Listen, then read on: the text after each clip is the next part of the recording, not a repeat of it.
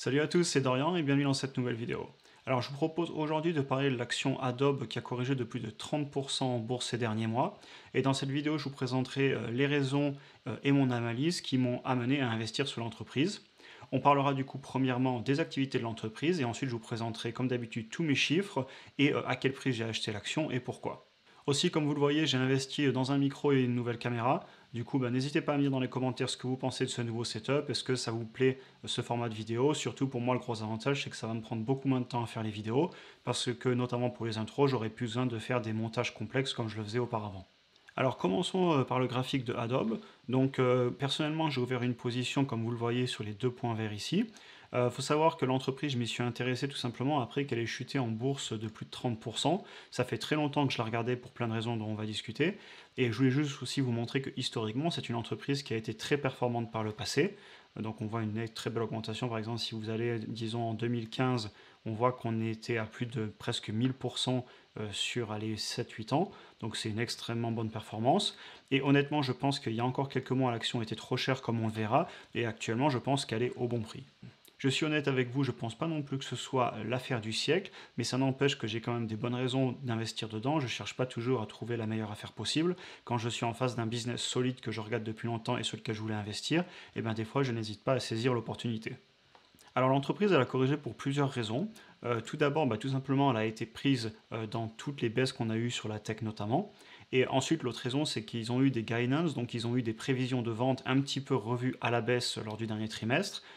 Donc pour moi, c'est pas forcément un gros problème puisque j'investis sur le long terme, mais je pense que sur le long terme, ils vont continuer à croître leurs revenus.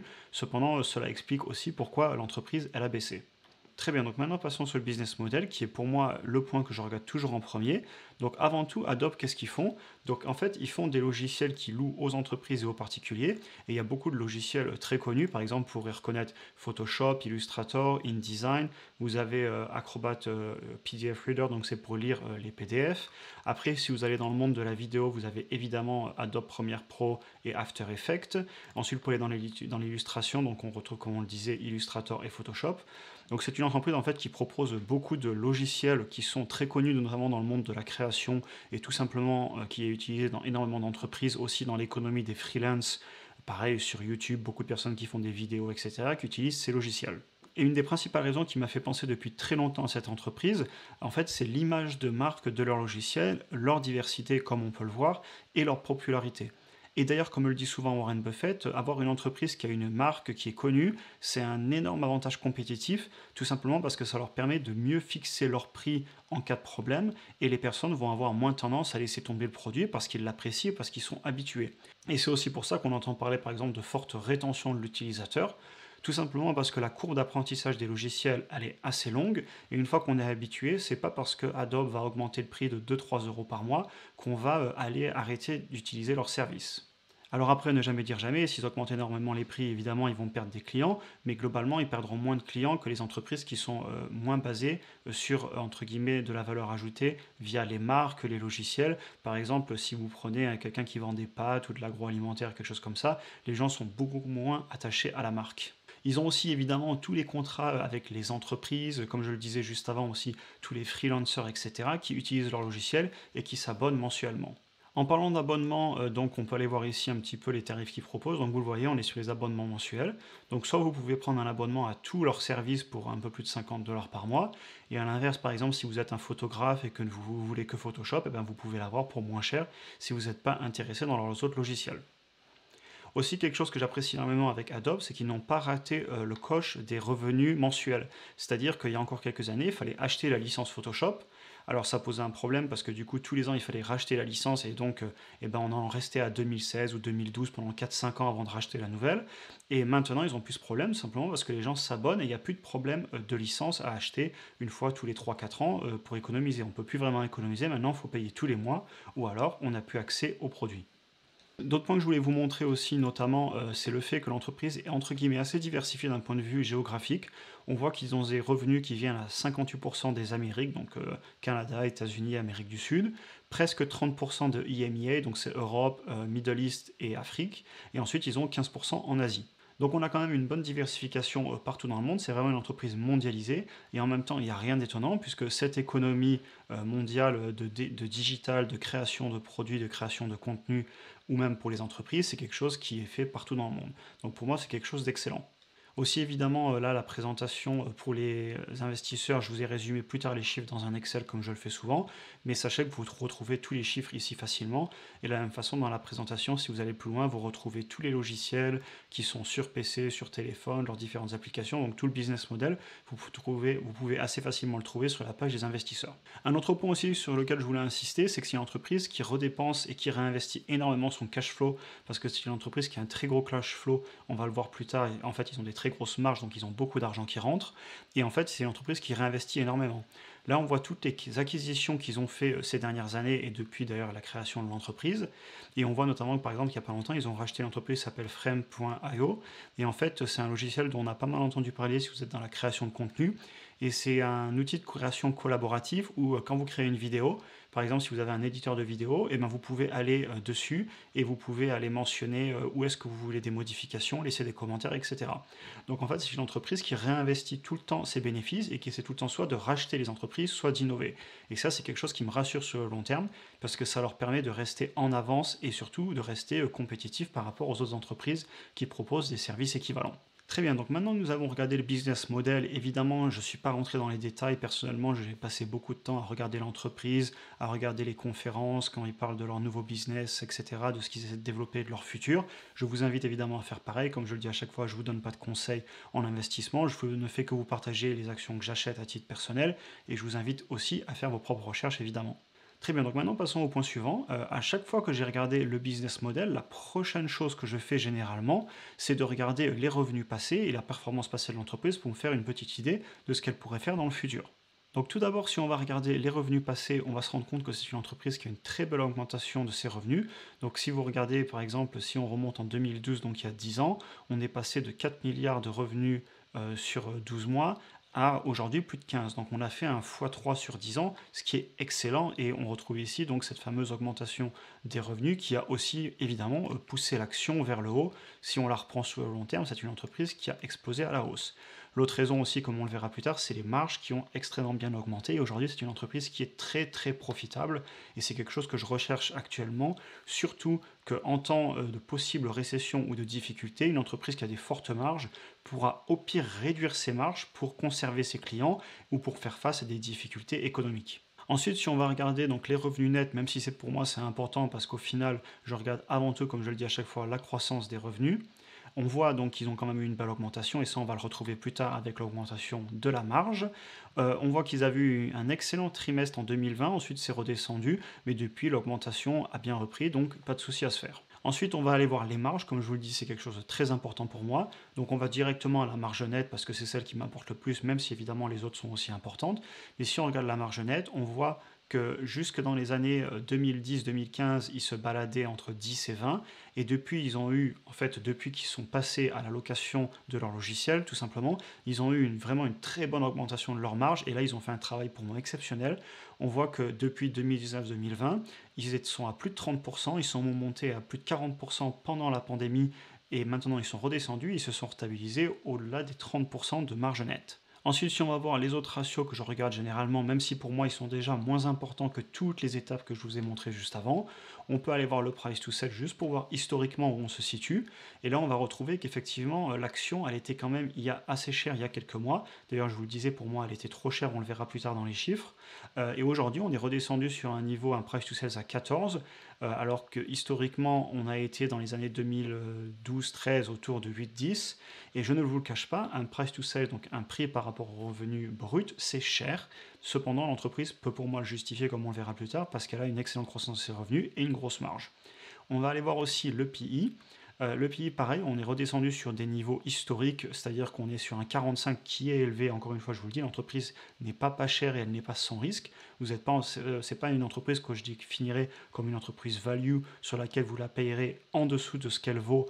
En réalité, non, pour moi, vous la payez au prix, voire même avec un petit premium, c'est-à-dire que vous la payez un petit peu plus que ce qu'elle vaut intrinsèquement pour la croissance future. Donc cependant, si on regarde historiquement, on est revenu sur à peu près quelque chose de cohérent depuis les années 2016. Ensuite, si on va voir les actions, la quantité d'actions, donc le shares outstanding, on voit qu'ils réduisent en permanence la quantité d'actions qu'ils ont. Donc ça, c'est excellent. Ça veut dire qu'ils ont du shares buyback. Donc ça veut dire qu'ils sont en train de racheter les actions avec leur cash flow, donc avec l'argent qui rentre. Et donc ça veut dire que pour vous, c'est du retour sur investissement entre guillemets gratuit. Vu qu'il y a moins d'actions sur le marché, vous êtes au contraire des dilués. Vos actions ont plus de valeur puisqu'il y a moins d'actions puisqu'ils en rachètent. Donc ça, c'est un point excellent pour moi. Et ensuite, je vous ai juste mis le cash par rapport à la dette. Donc si on regarde, ils ont presque 6 milliards de cash pour de la dette long terme évidemment. On est autour de 4 milliards. Donc globalement, ça va, c'est pas exceptionnel. Ils ont de la dette, mais en même temps, actuellement, la dette, elle est pas chère. Ils ont assez de cash pour la payer s'il y avait un gros souci. Et ça leur permet d'utiliser tout simplement de l'argent à très bas coût pour réinvestir plus ou faire des nouvelles acquisitions. Donc voilà pour les performances historiques. Maintenant, si on va regarder rapidement sur Finviz, on voit donc bon, il n'y a pas de dividendes. Et je voulais juste aussi vous montrer, voilà, donc les marges brutes à 88%, c'est énorme. Il faut se rendre compte qu'il y a très peu d'entreprises qui font ça. Même des boîtes comme Facebook et Google qui ont des grosses marges ne le font pas de souvenir. Et ensuite, vous avez votre fameuse marge nette qui se balade autour des 30%, ce qui pour moi est excellent. Très bien, donc maintenant passons à mon analyse chiffrée comme je vous la montre à chaque fois. Et donc voici le petit tableau que je vous présente assez souvent. Donc on voit ici que j'ai mis les revenus bruts historiques depuis 2018 jusqu'en 2021, que vous retrouvez dans le document que je vous ai montré un petit peu plus tôt. Ensuite les revenus nets, et du coup on en trouve la marge nette qui est donc à plus de 30% historiquement si je fais la moyenne des 4 dernières années. Évidemment, là les chiffres sont très simplifiés. Si vous voulez les chiffres complets, vous pouvez aller voir dans le 8K ou le 10K qui sont les documents officiels publiés pour la bourse américaine à la SEC. Donc c'est l'autorité des marchés financiers aux États-Unis. Vous pourrez retrouver tous ces chiffres. Donc ensuite, on va passer à ce qu'il y a de plus dur et c'est l'estimation des revenus futurs. Et là, il n'y a personne pour vous aider si ce n'est vous-même. Alors vous avez les analyses qui vont donner leur propre avis, mais vous allez devoir vous faire votre propre avis parce qu'au final, personne n'a de bout de cristal, personne ne connaît le futur, et seul vous allez mettre vos propres chiffres parce qu'au final, c'est votre argent, c'est votre responsabilité, comme je le dis à chaque fois. Donc moi, personnellement, même si ces 5 dernières années, 4 dernières années, pardon, on a eu une croissance sur les revenus bruts de plus de 20%, moi personnellement, je vais mettre 16%. J'aurais pu mettre 15, j'aurais pu mettre 17, j'aurais pu garder 20,46%. C'est mon choix personnel de mettre 16% parce que je veux être assez conservateur pour ne pas prendre trop de risques. Et ensuite, au niveau de la marge, par contre, je vais conserver la moyenne historique, tout simplement parce que je pense que Adobe va réussir à conserver la marge sur le long terme. Peut-être qu'ils auront à la réduire un petit peu si on a une difficulté, si économiquement ça va moins bien et que les personnes et les entreprises dépensent moins. Cependant, sur le long terme, je pense qu'ils arriveront à maintenir cette marge.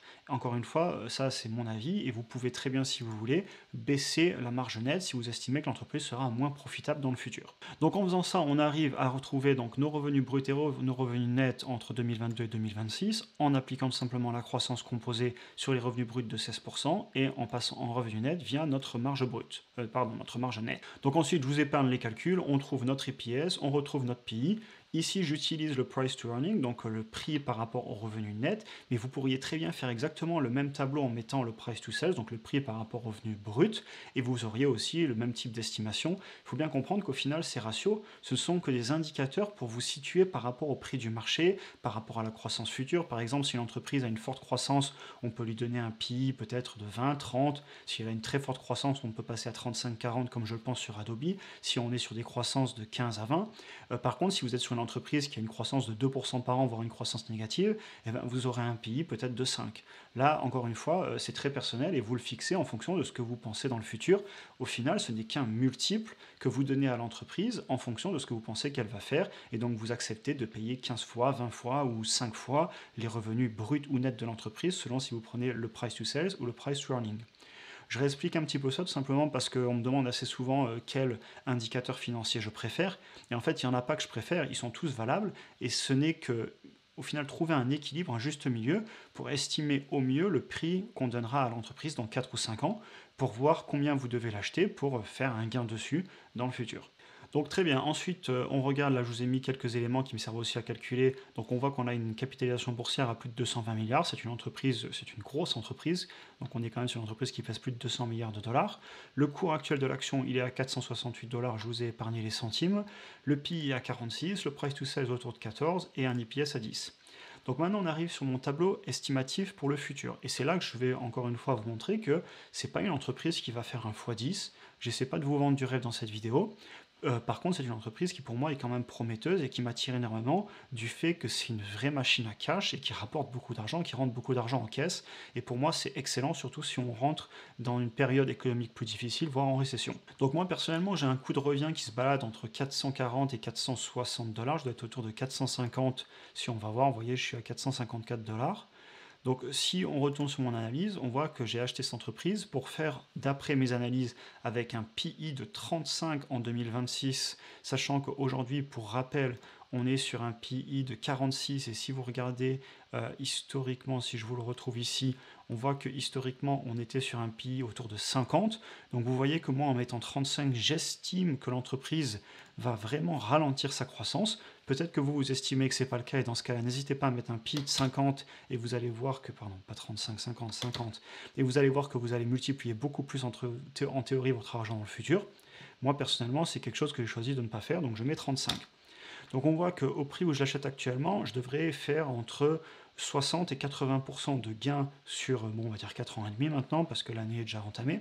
Et donc ça vous montre encore une fois ce que je vous disais tout à l'heure, qui est que l'entreprise, elle n'est pas sous-évaluée pour moi. Je pense que pour que l'entreprise soit sous-évaluée, il faudrait qu'on passe autour des 350 dollars, voire moins. Et là, on serait sur des multiples à 50, de x2 à x2,5, et on serait vraiment très intéressant par rapport au S&P 500. Et alors du coup, vous allez me dire, mais pourquoi j'investis si l'entreprise, elle ne me promet pas un x10 dans 5 ans? Bien, tout simplement parce que l'entreprise, c'est une vraie machine à cash, elle est très solide, elle a du cash, elle a de la dette aussi, mais je ne pense pas que ce soit un gros problème puisqu'elle peut la rembourser avec son cash et elle réinvestit, donc c'est excellent, parce que ça pourrait être une entreprise non profitable qui prend de la dette juste pour survivre. Non, non, non, c'est une entreprise qui est profitable et qui prend de la dette pour réinvestir. C'est une entreprise qui a une marge nette de plus de 30%, c'est impressionnant. C'est une entreprise qui va certainement croître ses bénéfices de 15 à 20% sur les 5 prochaines années, et c'est pour toutes ces raisons que personnellement, je décide d'investir dessus. Donc voilà, moi actuellement, pour information, j'ai acheté 2 actions, donc ça fait à peu près 900 dollars investis. Je pense investir plus, cependant je vais être patient, puisque je pense que l'entreprise pourrait corriger un petit peu plus. On ne sait pas, peut-être qu'elle remonterait, dans ce cas-là, j'ai pas de regret, j'en ai acheté, mais si elle baisse, j'en rachèterai plus. Cependant, je tiens quand même à vous montrer que l'entreprise a l'air quand même d'avoir trouvé un sacré niveau de support. Évidemment, vous savez, je ne fais pas d'analyse technique, cependant, je trouve quand même ça intéressant d'en parler parce que je pense qu'il y a de la psychologie sur les marchés, j'en suis même certain, et il y a des raisons pour lesquelles des fois les entreprises ne veulent pas descendre plus bas. Et là, si vous regardez historiquement, vous voyez que l'entreprise entre 2020 et 2021, pendant un an, elle a eu un très très bon support et elle est restée dans cette zone entre 440 dollars et un peu plus de 500 dollars. Et aujourd'hui, c'est où elle se situe. Elle n'a pas réussi à casser beaucoup plus bas où elle l'a fait, mais très momentanément. Et pour l'instant, elle reste dans cette zone. Je vais attendre un petit peu de voir ce qui se passe. Si elle repart à la hausse, eh bien, j'aurai ouvert une position de pas loin de 1000 dollars et c'est très bien. Pourquoi pas faire du DCA à la hausse et en racheter plus? Et si elle baisse, je pense aussi en racheter plus. Et dans ce cas-là, ça fera baisser mon coût de revient par action. Très bien, sur ce, bah, écoutez, j'en ai fini avec cette vidéo. N'hésitez pas à me dire ce que vous en avez pensé, comme d'habitude, à vous exprimer dans les commentaires, à vous abonner. D'ailleurs, bienvenue sur la chaîne si vous êtes nouveau. Et sur ce, comme d'habitude, je vous souhaite une bonne fin de journée et on se voit dans la prochaine vidéo.